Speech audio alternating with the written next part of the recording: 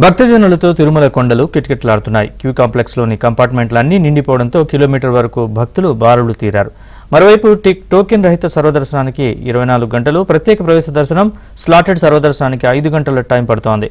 భక్తుల రద్దీ నేపథ్యంలో బ్రేక్ దర్శనాలను టీటీడీ నియంత్రించింది.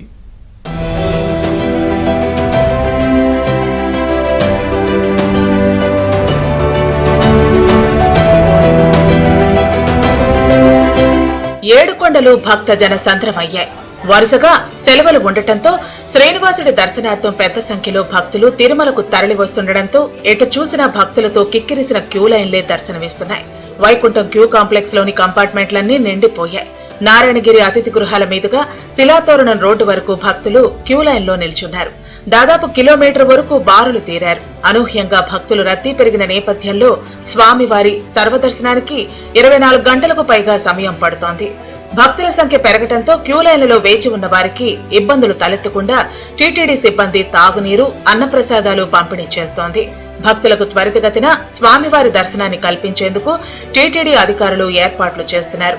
ఇందుకోసం వీఐపీ బ్రేక్ దర్శనాలను కుదించడంతో పాటు గంటకు 5,000 మంది భక్తులు శ్రీవారిని దర్శించుకునేలా ఏర్పాట్లు చేశారు.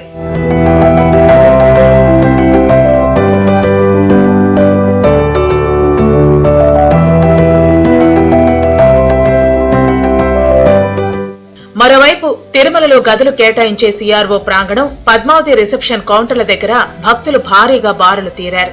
అయితే గదులు ఖాళీ లేకపోవడంతో టీటీడీ భక్తులకు రూమ్లు కేటాయించలేకపోతోంది. దీంతో గదులు దొరకని భక్తులు పార్కులలో సేద తీరుతున్నారు. భక్తుల రద్దీ మరో 2 రోజుల పాటు కొనసాగే అవకాశం ఉండటంతో దీనికి అనుగుణంగా టీటీడీ ఏర్పాట్లు చేయాల్సిన అవసరం ఉంది.